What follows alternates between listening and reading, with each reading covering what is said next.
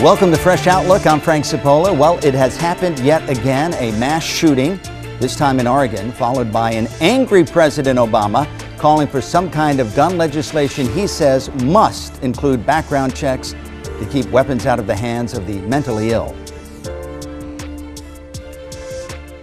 It's happened again. A school shooting, this time in Roseburg, Oregon, on the campus of Umpqua Community College. 10 dead and 7 others wounded. The gunman was killed in the incident after a shootout with police. John Hanlon, sheriff of Douglas County, said he would not release the name of the suspect, saying, quote, "I will not name the shooter. I will not give him the credit he probably sought." End of quote. A sentiment recently adopted by many news organizations across the country to discourage others seeking similar limelight. It should be noted this is the same sheriff who in 2013 wrote to the White House warning Vice President Joe Biden that should any form of gun control be enacted, it would be unconstitutional and neither he nor his deputies would enforce it. Meanwhile, President Obama radiated frustration while saying Americans have come to view mass shootings as a routine experience.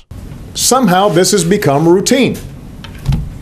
My response here at this podium ends up being routine.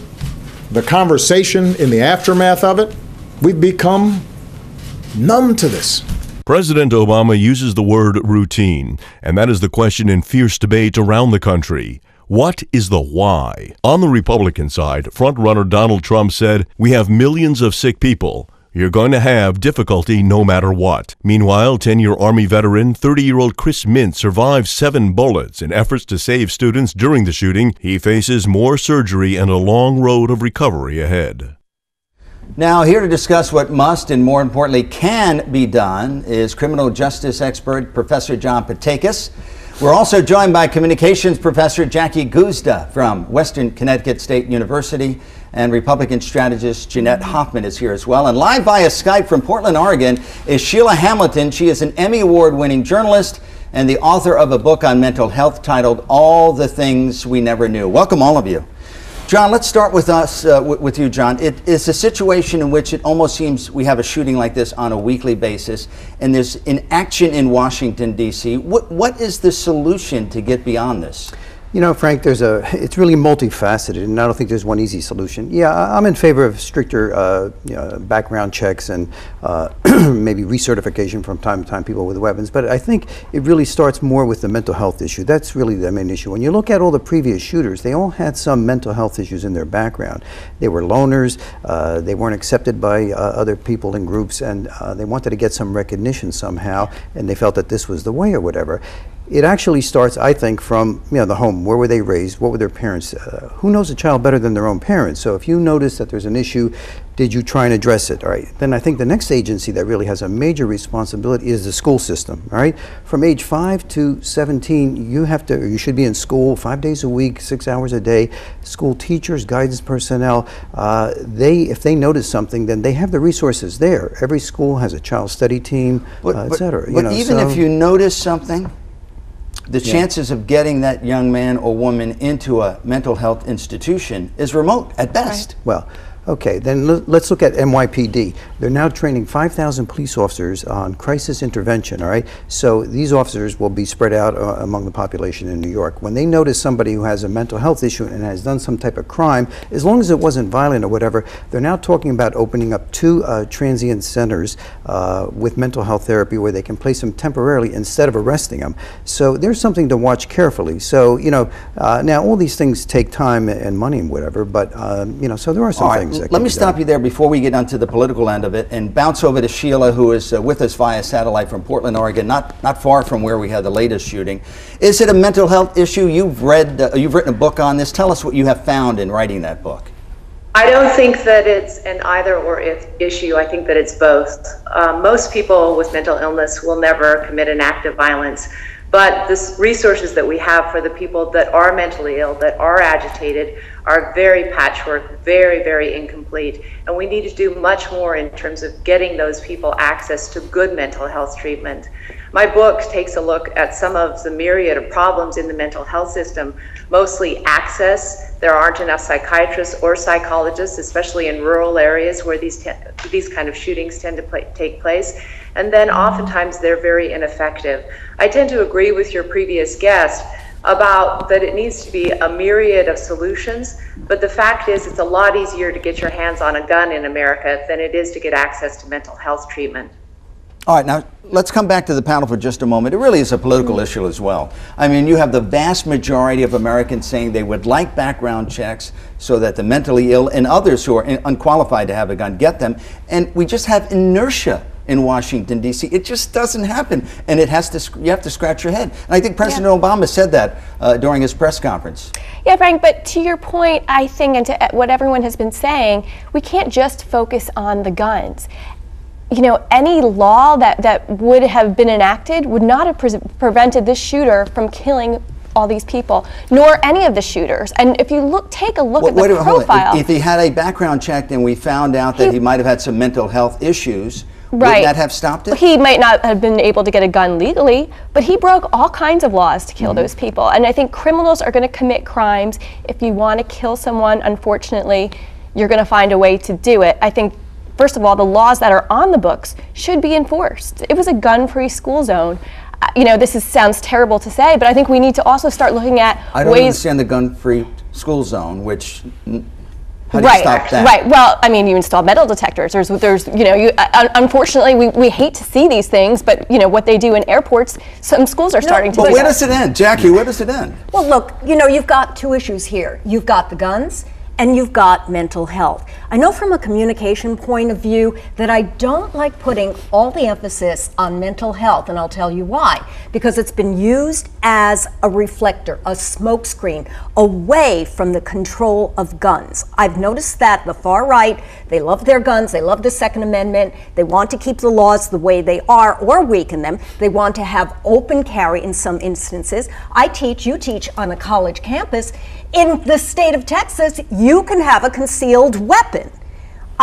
Listen, when it comes to mental health, in my classes, and I'm sure that you will agree with me, is that I can, in a semester, see several students of mine who I think have mental health issues.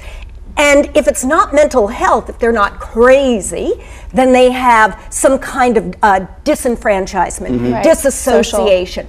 We can't just put a finger on people and say, this young man is unhappy. This young man overreacted when he got a bad grade. Let me send in the mental health professional. It really comes back down to the parents. Let me hold off here. Let's go to Sheila for just a moment. Sheila Hamilton in Portland, Oregon. While you were speaking a moment ago, we saw some of these gun shows where anybody could walk in and buy a gun. It's ironic, I think, that to buy cigarettes, you have to be over 18. To buy alcoholic beverages, you have to be over 21. But for some reason, anybody could buy a gun no matter what your age.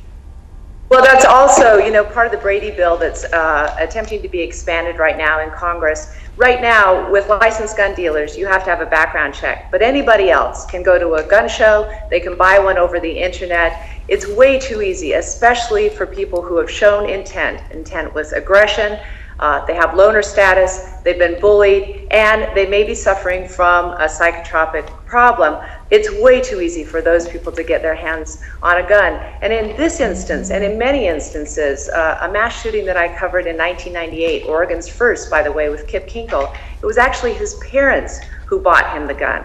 Now, at the very least, I would think responsible gun owners could agree that if your child is suffering from a mental health disorder, buying them a gun is not a safe or sane strategy.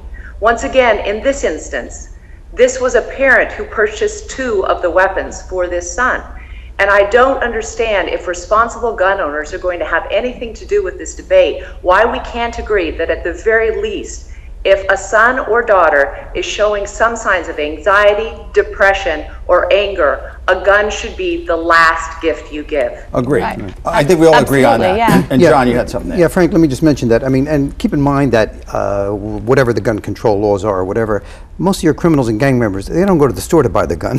You have a couple $100, you can go on the street without me naming cities and buy a gun, you know, et cetera. So that's going to be hard to control. We even have buyback programs where you turn in guns and we'll pay you a couple $100. They make thousands of dollars every time. Do they get all the guns off the street? No. But going back to what I said before about the family and then the school, a very good option that the police use is the community policing officer as a school resource officer. All right, many school districts have a police officer, plain clothes, carrying a weapon as a school resource officer in the school. I'm curious to know, where does that end? Okay, now we have a police officer. Yeah, but he's more of a counselor mentor. He's not there to arrest or whatever. But he has a gun. Yeah, it's Okay, concealed. so now where does it end? Do you put 2 police officers? Do you put 3 police? Do you put an officer at the front door? Where does that end? Well, the fact of the matter is we need to take steps to keep our kids safe. And as much as we don't want to have to do that in this day and age, it's so what are you so recommending? Sad. I don't, you know, look, I think everything needs to be on the table. I think it needs to be a comprehensive look at our culture. Kids are desensitized to violence. They start playing these video games at young ages with people being killed and, you know, violence against women. I think we need to look at the whole big picture here. You know, the profiles of these gunmen are very, very similar, and it's very disturbing. When you have a multifaceted problem like this, you sort of look to, I think a lot of people do, to the government to sort of get it under control and manage it. You have a president who's coming out, and he says he's going to come out every time it happens and continue to say that there should be gun control. But again, you have this inaction in Washington. Jackie, how do you break that logjam there? I think Obama said it just the other day. He said, we have got to be one-issue voters. We, the people, the voters, have to stand up to our elected officials. But how many people do that? How many people call their congressman and say, where do you stand on gun control? We don't. We don't. But what he's saying is that we have to become aware. The voters have to become aware and active. Our politicians, as I'm sure you agree with me, are bought and sold. The NRA is so powerful because of the money that they funnel into the Congress. So it's so is it just crude to say that they need the money to run for re-election? They're not going to go up against their supporters and sponsors. Exactly, exactly. I say the #1 issue in our country today is campaign finance contributions. Which is another segment maybe for another day, but you make a very good point. Well, I think what you'll see, state legislatures are trying to tackle the issue now on their own because, let's face it, nothing's getting done in Washington, nothing's getting done in Congress. So states are going state by state and looking at the laws that they have on the books and closing loopholes, and I think that's a start. Yeah, but then you have states like Texas that say not only can you carry a gun, but you can carry it in a bar, you can carry it in a church, you can carry it everywhere, which is sort of leading to even more incidences, I would believe. But some would argue that, you know what, criminals are going to be carrying guns anyway. You know, and the person who stopped that shooter, he was a law-abiding citizen carrying a gun, and thank God he had it on him. I'd like to throw this out because I've heard this argument again and again. If more people had guns, then we wouldn't have shootings in movie theaters. Now, in any one of these shootings, has there ever been somebody with a gun who has stepped forward to kill the attacker?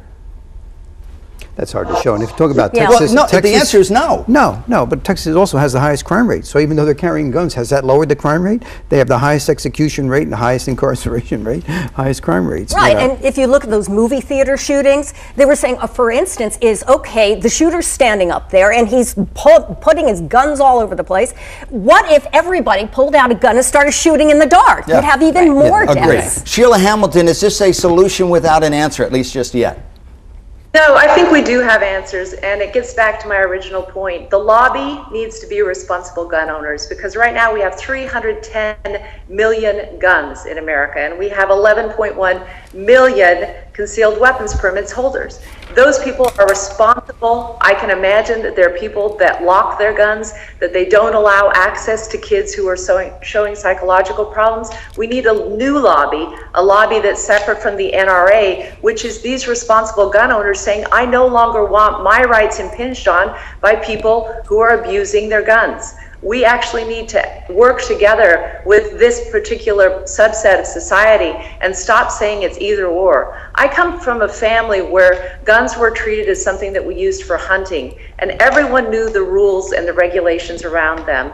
Right now, we have a society that is so obsessed with guns that if ever there's any discussion at all about making common sense regulations around it, all gun owners go, oh, not me. Really, we could all be part of the solution. All right, Sheila Hamilton, thank you. We have about a minute left. It's a very multifaceted problem here. Where do we start? What is the issue we start on first? Just common sense. You know, closing some of those loopholes. I think everybody should. So you think it's a legislative issue that we start with first? I think so. I think we can start with that, but also studying mental health in this issue, studying our culture of violence, and looking forward to doing a community approach, a comprehensive approach, because just focusing on guns is not going to do it. All right, just a few seconds. Yeah, I'm still with the mental health, the family and the school system. They're dealing with that young population. The earliest you get to somebody, and who's responsible for that? Parents and school systems. Where do you start, Jackie? The voters taking action on their own. I think that's the least likely. Based on the apathy of some voters out there, the vast majority, unfortunately. But I think you're onto something there. All right, well, we want to thank you very much. When we come back, we'll examine the advances in the fight against breast cancer as we mark National Breast Cancer Awareness Month. We'll be right back.